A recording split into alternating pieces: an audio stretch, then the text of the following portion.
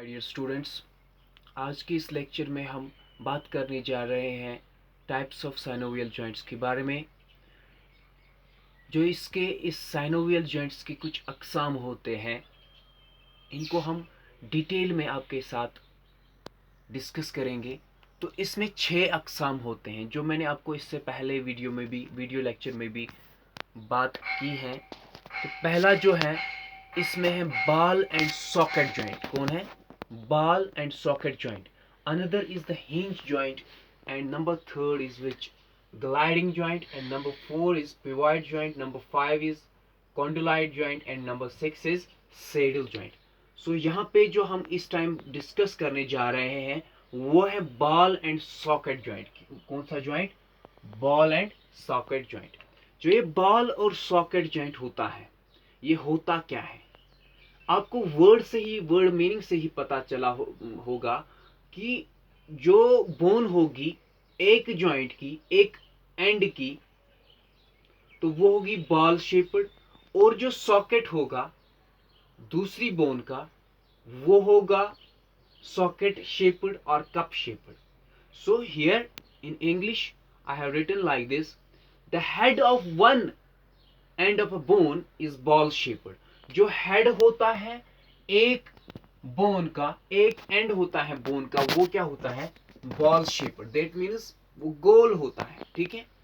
और जो एंड होता है दूसरी बोन का, जो उसके साथ आर्टिकुलेट करती हैं, जो उसके साथ मिल जाती हैं, जुड़ जाती हैं, वो होती हैं कप शेप्ड डिप्रेशन या सॉकेट होती हैं, जो किसके साथ मिलती हैं? दूसरे वाली बोन के साथ। सो the head of one bone is ball shaped and articulates with a cup shaped depression or socket of another bone. ठीक है, तो इसको हम कहते हैं बॉल एंड सॉकेट जॉइंट। इसके बाद इसमें मूवमेंट्स होनी होती हैं, इसमें मोशन होनी होती है। इसमें कौन कौन से मूवमेंट्स पॉसिबल होती हैं इस जॉइंट में, ball and socket type of joint में? इसमें फ्लेक्शन मूवमेंट पॉसिबल होनी होती है, एक्सटेंशन मूवमेंट पॉसिबल होनी होती है, एबडक्शन होती है, एडक्शन होनी होती है, रोटेशन होती है, सर्कमडक्शन होनी होती है। ये सारी मूवमेंट्स इस ball and socket type of joint में पॉसिबल हो सकती हैं। आगे पीछे, या हम कहते हैं फॉरवर्ड बैकवर्ड, या हम कह सकते हैं रोटेटरी डायरेक्शन में, ठीक है, या सर्कमडक्शन डायरेक्शन में। तो इसमें हमारी एग्जांपल आ सकती हैं shoulder and hip joint.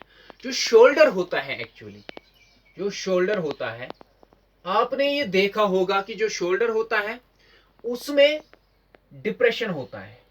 Shoulder जो बोन होती है उसमें डिप्रेशन होता है या कप शेप्ड होता है। और जो हमारा क्या होता है, वहां से ह्यूमरस होती है, जो अपर लिम्ब की ह्यूमरस होती है, ह्यूमरस बोन, वो इसके साथ जुड़ जाती है। तो ये फिर कहलाता है बॉल एंड सॉकेट जॉइंट। दूसरी तरफ से अगर हम हिप की बात करें, हिप जॉइंट की बात करें, उसमें जो हिप होता है that is depressed, that is cup shaped bone. और जो हमारा क्या होती है, फीमर होती है, femur is ball shaped bone. So ये फॉर्म करते हैं क्या? Ball and socket joint. So इस तरह से आपको अच्छे से समझ में आया होगा ball and socket joint. Now the another joint here is hinge joint. Which joint? Hinge joint. तो हिंज जॉइंट को हम हिंज जॉइंट क्यों कहते हैं? हिंज मीन्स, एक्चुअली आपको पहले वर्ड समझ में आना चाहिए।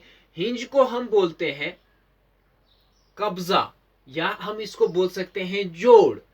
दो चीजों का जोड़ जो होता है, इनको हम हिंज बोलते हैं। इसी तरह जो हिंज जॉइंट है, it is actually what? It is actually a meeting point. It is actually a meeting point between the two bones.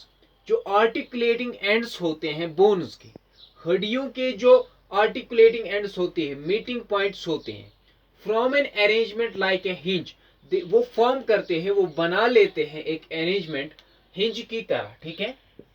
तो जिस तरह आप देखते हो अपने घरों में कि क्या होता है, हमारे पास एक दरवाजा होता है, दरवाजे में वो कब्जा लगा हुआ होता है, जिसकी वजह से क्या होता है, वो आगे या पीछे मूवमेंट कर लेता है, ठीक है। बाकी कोई मूवमेंट वो नहीं कर सकता है। इसी तरह जो हिंज जॉइंट है हमारी बॉडी में, वो भी यही काम करता है। वो भी बोन्स का आगे या पीछे मूवमेंट करवानी पॉसिबल कर लेता है। वो इस तरह के आर्टिकुलेटिंग एंड्स फॉर्म करता है किसमें, बोन्स में। तो इसके लिए एक सिंपल से एग्जांपल हमारे पास है, जो हमारा एल्बो जॉइंट होता है। कौन सा जॉइंट होता है, एल्बो जॉइंट, जो ह्यूमरस के दरमियान होता है। ह्यूमरस और जो अल्नल बोन होती है और रेडियल बोन होती है, इन दो को फ्यूज करके जो ह्यूमरस बोन होती है अपर लिम्स की, तो वहां पे होती है, वहां पे होता है एक जॉइंट जिसको हम कहते हैं एल्बो जॉइंट। वो एक्ट करता है एज हिंज जॉइंट। तो इसमें फ्लेक्शन और एबडक्शन पॉसिबल होती है एल्बो की। इसी तरह जो हमारा एंकल और नी जॉइंट होता है, एंकल या नी जॉइंट होता है, एंकल एंड नी जॉइंट, वो भी कौन सा काम करता है, वो भी यही हिंज जॉइंट का काम कर लेता है। इसके बाद हम डिस्कस करने जाएंगे बहुत ही इंपॉर्टेंट जॉइंट जो होता है ग्लाइडिंग जॉइंट। ग्लाइडिंग का माने क्या होता है, actually in Urdu we can say it like that, किसी चीज को किसी चीज पर फिसलने को हम क्या कहते हैं, ग्लाइडिंग। जब कोई चीज किसी दूसरे चीज पर गिर जाता है तो उस चीज को हम ग्लाइड कहते हैं या ग्लाइडिंग पोजीशन कहेंगे, ठीक है। तो ग्लाइडिंग जॉइंट जो होता है हमारी बॉडी में, जो भी आर्टिकुलेटिंग सरफेसेस होती हैं, जो भी मीटिंग सरफेसेस होती हैं, वो फ्लैट होती हैं, वो फ्लैट होती हैं, या वो थोड़े से कर्व्ड भी हो सकते हैं, थोड़े से कर्व्ड भी हो सकते हैं। वो एक दूसरे के ऊपर गिर जाते हैं, फिसल जाते हैं, और जो उनमें अमाउंट ऑफ मूवमेंट होती है पॉसिबल, वो बेहद कम होती है, ठीक है। तो इसको आप बहुत उम्दा एग्जाम्पल से समझ सकते हैं कि जो हमारे कार्पल बोन्स होते हैं, कार्पल बोन्स जो हमारी होती है रिस्ट की, किसकी, रिस्ट की जो कार्पल बोन्स होती है, तो उनमें क्या होती है, उनमें least movement, there is least movement possible. तो उसमें जो लीस्ट मूवमेंट पॉसिबल होती है, उसकी वजह से क्या होता है कि उसकी वजह से वो एक दूसरे के ऊपर वो जो बोन्स होते हैं वो फिसल जाती हैं। तो कार्पल बोन्स आपको पता है वो रिस्ट में मौजूद होती हैं। या इसी तरह क्या होते हैं, जो जॉइंट्स होते हैं between tarsal bones of the feet, उनमें भी लीस्ट मूवमेंट पॉसिबल होते हैं, वो भी ग्लाइडिंग जॉइंट की एक एग्जाम्पल है। इस तरह से मैंने आपको इस लेक्चर में डिस्कस किया 3 साइनोवियल जॉइंट्स के बारे में। 3 साइनोवियल जो टाइप्स हैं, साइनोवियल जॉइंट के टाइप्स हैं, उसमें मैंने बात की ball and socket type of joint की, उसके बाद हिंज जॉइंट की बात की, उसके बाद ग्लाइडिंग जॉइंट की। इंशाल्लाह नेक्स्ट लेक्चर में हम डिस्कस करने जाएंगे पिवॉइड जॉइंट के बारे में, कॉन्डोलाइट जॉइंट के बारे में और सेडल जॉइंट के बारे में। Thank you for listening this lecture. Hope you all would have understood it very well. Thanks.